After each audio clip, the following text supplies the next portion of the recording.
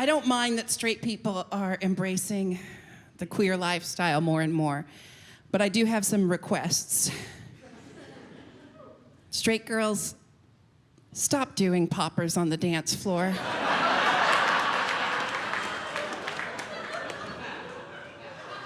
That's cultural appropriation, and I don't appreciate it. Poppers on the dance floor. And I'm sorry, but straights, sorry, you, straight people, kindly stop eating ass. Do you know how hard we worked for that? We fought for years for the right to eat ass. You can't just come in late and start reaping the benefits of years of gay rights movements. Marsha P. Johnson marched on Washington so that we could eat ass. No, ass eating is great. Everyone should try it. We discover a lot about ourselves through media, you know. Sometimes things we didn't realize we were gonna discover about ourselves. We're not responsible for what happens when we watch certain movies, okay? I think it's time that Disney takes some responsibility. Disney is responsible for my foot fetish. Sorry.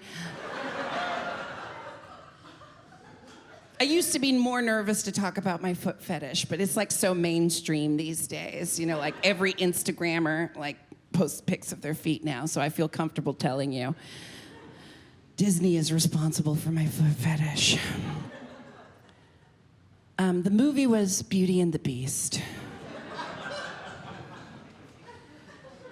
When I was watching Beauty and the Beast, and that scene where Gaston comes swaggering into Belle's hut, giant dick slapping back and forth as he walks in, I assume no one with a chin that big doesn't have a dick to match, right? As I've found. When Gaston came swaggering into that hut, I saw that, I was like, yes, Gaston, yes! I will be your brood mother. You can go hunting, I'll have babies. But more disturbingly, when he pushed off those big muddy boots, slammed his feet up on the table, and there was that one big toe sticking out of that sock. Oh, don't pretend like you don't remember the toe. Don't act like that toe isn't burned into your memories for all time. You know the toe. When I saw that one big toe sticking out of that sock, it was like, something has changed within me. Something is not the same. Disney is responsible for my foot fetish. And I'm pretty sure they're responsible for furries too. But I'm not, that's all I'm gonna say about that. I'm not gonna poke that bear.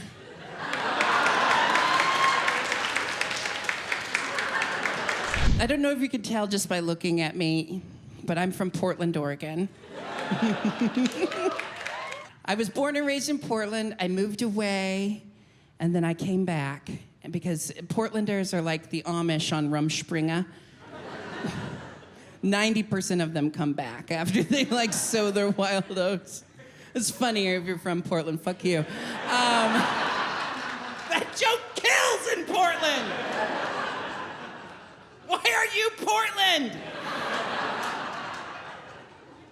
I moved back to Portland. I always had the plan of moving back to Portland. always planned on it because I want to raise my kids there because I was raised in Portland. I was able to come out at a very young age. I had lots of resources. I knew other queer people. It was a very good place to grow up queer, Portland, Oregon. So I've always wanted to raise kids there if I ever have them. And I kind of have this plan. This is like the most Portlandy thing. I'm going to have a gender reveal party, okay? Oh, boo, hiss. I want to have a gender reveal party in Portland, and I want to make a big deal about it. Like, come to my gender reveal party for my baby! And get everyone coming to this party and really, really excited. I'll bring out the big cake, and I'll be like, are you all ready? We're gonna find out the gender of my baby! Are you ready? And then I cut into the cake, and I pull out a slice, and it's just white. And everyone's like, huh? What gender is that? And then I just start taking fistfuls of the cake and going, fuck you! How dare you! How dare you come to this party supporting the construct of gender as it's been mandated by our oppressive overlords? You complacent asshole! How dare you think I would raise my child in a gendered world? I just came back from the UK. That's a UK song. I did just come back from the UK. That's not just a bit I'm doing, that's real. That's why I'm standing on the right side of the stage right now. The UK... When I was young, I just thought it was so fancy, right? Just anything British is just inherently fancier than America, right? The UK...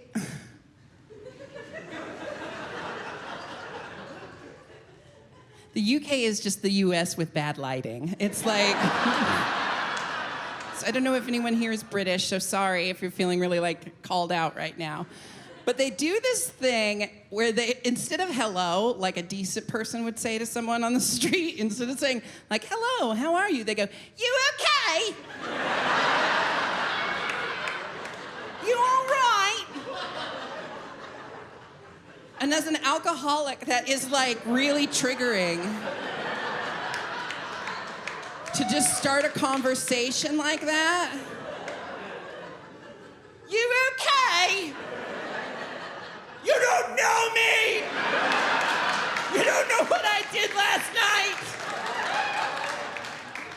And I'm a Virgo, I'm highly anxious, so I always think I must have done something, like, you okay? I'm sorry, whatever it is. That's just how they start a conversation. Isn't that gross? You all right? But I think the thing that pisses me off the most about the UK... I know, what a place of privilege, right? Well, the thing that pisses me off the most about traveling to the UK, ever been? One of the things that really irritates me about British people is their inability to grasp the concept of a Subway sandwich shop. They don't know how it works. Sometimes I'll be late for sound check, and I'm standing behind fucking flouncy Tottenbottom up there, trying to order a sandwich from Subway. I know this makes me sound like absolute trash. I'm like... Before sound check, I always stop off at a Subway and get my compulsory footlong before the show. But standing behind this British person who doesn't know how it works, asking like, what comes on the turkey breast sandwich? Anything you like, Mum. Does it come with tomatoes? Because I don't like tomatoes. I don't like tomatoes. Comes with whatever you want on it, Mum. You pick the toppings. don't want any tomatoes, though. No tomatoes. It's a good call. The tomatoes look rather poorly, yeah. What's all them green bits there? That's lettuce, Mum. Salad? On a sandwich? Huh, it's not even St. Crispin's feast day. I know, okay, so I've used the word queer a lot tonight, and I don't know where we all stand with the word queer. I was raised believing it was a reclaimed word, an umbrella term for anyone who's not straight. But I know that, different people come from different parts of the world, and they have different experiences with the word queer. But I have to use the word queer to just explain the multitudes in which I am not straight. It's like gay doesn't cut it for me, okay? And I know what you see right now. I know what you're looking at right now is a gorgeous cisgender woman. And your brain... You see a mature woman of a certain age, and your brain's like, queer, what? But I use the word queer because, trademark gay, it just doesn't cut it for me. I'm not gay as in I like to suck cock, but queer as in I am just a hole, sir.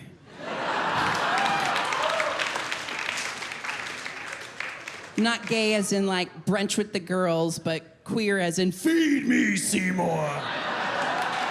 Feed me now. I'm not gay as in like, I'm gonna do drag on Halloween, but queer as in I am Christine Baranski.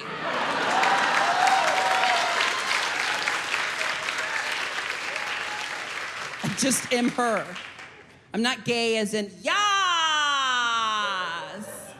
but queer as in mama cacao, satana, satana, satana.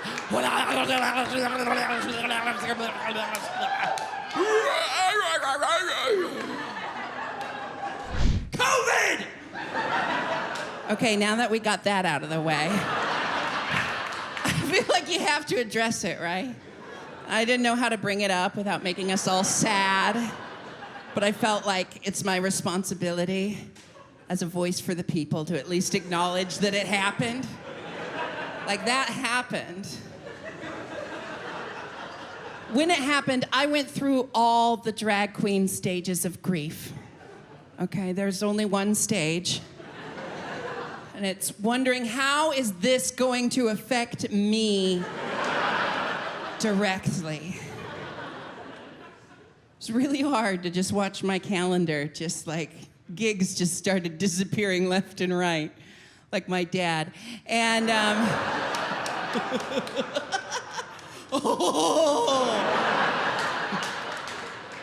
So too early in the show for a broken family joke? I mean, I don't think you're here because you're well-adjusted.